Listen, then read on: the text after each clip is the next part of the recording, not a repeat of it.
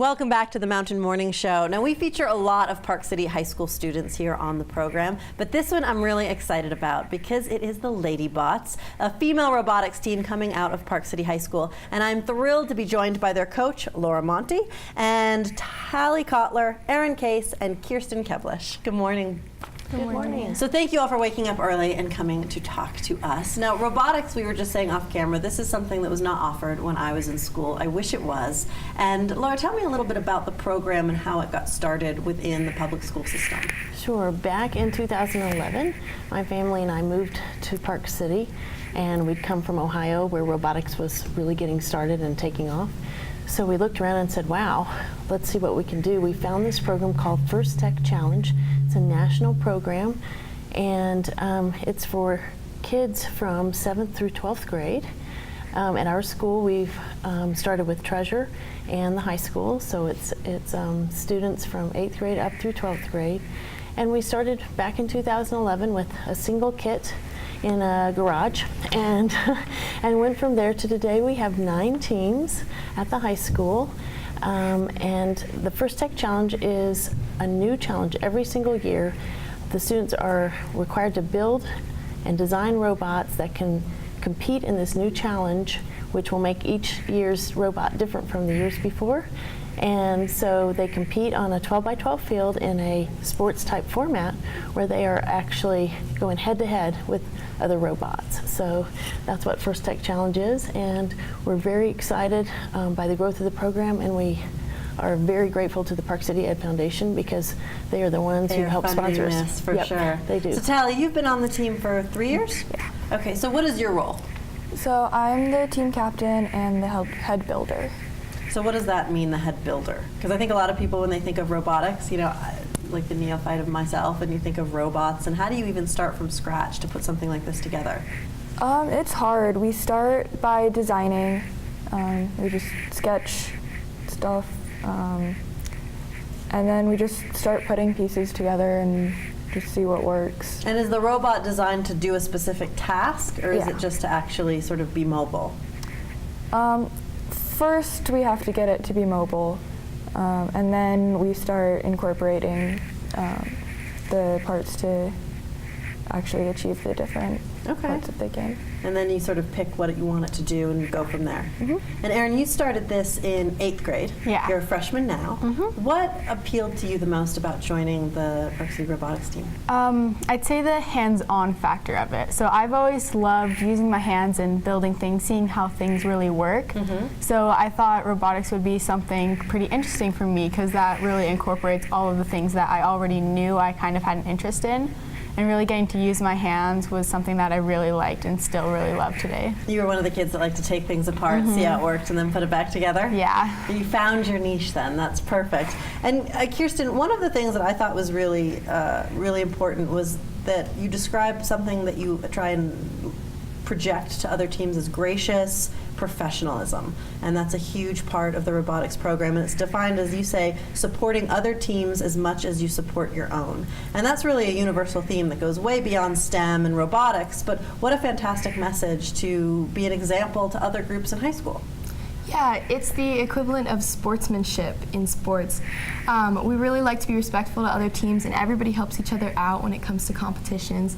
And our fellow teammates, they help us out, and if you lost a part, they're going to be right there to catch you. Right there to fill it in and help. Mm-hmm. So whenever I talk to Park City high school students, I always find it amazing when they choose something and it just clicks and it works, and you can just see how passionate they are right out of the gate.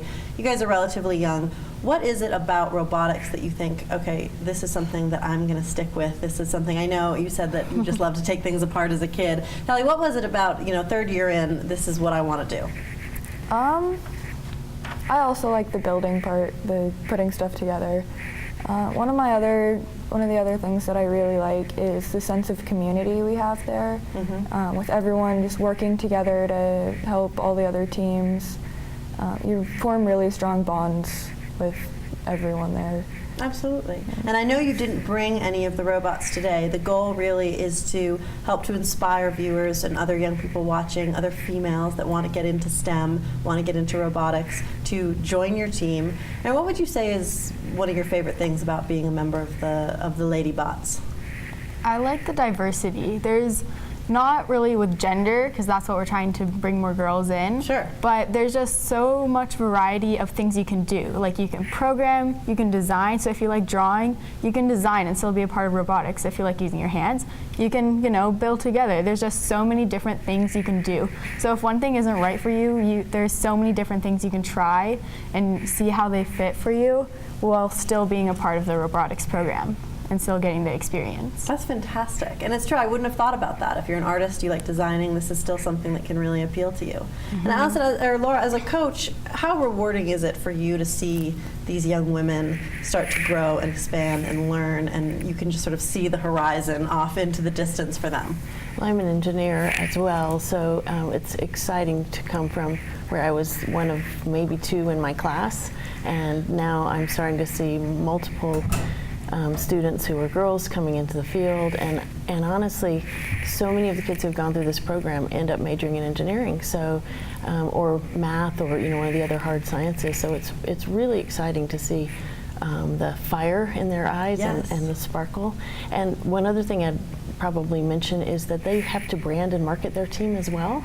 So there's room for, if you say, wow, it sounds interesting, but I'm not sure if that's for me, robotics could still be for you, because we do social media, we do outreach, they have to brand and market their team and fundraise. So there's a business and marketing component. I was going to say, there's a real yeah. leadership quality to this Absolutely. as well that's going to Yeah. translate even beyond STEM and the robotics program. Absolutely.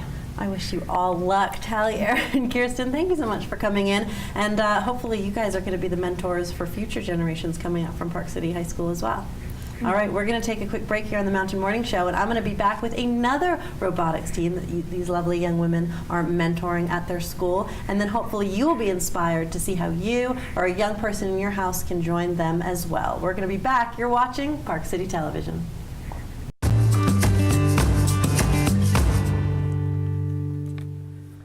Welcome back to the Mountain Morning Show. We're continuing our coverage with the young women of the Park City High School robotics team. And now I am joined by a rookie team. I'm going to get it right. Ultimum Dominarum. Is that good? Okay. I have Christina, Audrey, and Michaela. Good morning. Good morning. So you guys are the rookie team. You're all freshmen at Treasure. Yes? And now who is recruited from Erin with Ladybots? Me. You, okay. Yeah. So how did Erin get you? So last year, Erin was, she started robotics, and at school she was talking about robotics constantly. And at first I wasn't really interested in robotics. I was like, I don't really think I would like it. And over the summer I actually thought about it, and I was like, I actually became really interested in STEM and like the robotics field. Okay. So I was like, I'm just gonna give it a shot, see how it goes. And I went to the first meeting, and I kind of recruited some of these girls, and some of them kind of just showed up, and we just decided to make a team. Hooked. I love it. So what was it about, because I understand that, I don't know anything about robotics, it was never offered when I was in school. You were a little apprehensive. What was it when you went to the meeting and you thought, nope, this is good for me? Well, the first thing that kind of inspired me actually was at the first meeting they showed like a video of Morgan Freeman like talking about the importance of like robotics and like STEM, and I was like, wow, that is like it just inspired me so Whenever much. Morgan Freeman says something in his voice, you just for sure. listen. It sounds better, right? Yeah. That's fantastic. That really inspired And so, me. Christina, you are the team manager and the robot programmer. Yes. What does that mean, robot programmer? That sounds like that sounds like a big job. So what I do is I basically code the robot and make it do everything that it's going to do. So we use the language Java, and I work on a computer, and if I want the robot to spin 360 degrees at some point, if I just press a button, then that's what I do, and I write all that for So the you're robot. using JavaScript, you're coding with Java. Did you know that prior to joining the team, or is this something that you learned? This is something I learned, and that's a big part about robotics is we all came here with no prior knowledge, and so everything that I've done this year is something that I've learned from everyone else. And do you think that a lot of the things that you've learned on the robotics team has translated to other activities or subjects at school? Oh, definitely. Like, I have definitely learned how to work better as a team, and of course we're all girls and we have like big egos kind of. It's hard. Good. Yeah. That's not a bad thing. Good. So yeah, I'm definitely learning how to work better in a team. Sure. And problem solving is a big thing as well. Absolutely. And Audrey, you are the team's primary robot builder. So I'm assuming you were one of the kids that did like to take everything apart and see how it worked. Yes. What is it about the actual building that you love so much?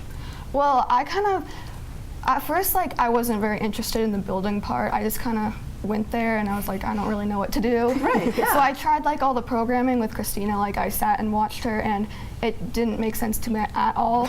So I was like, you know what, I'm just going to You're like, try that building. does not speak to me. Yes. I can't. Yeah.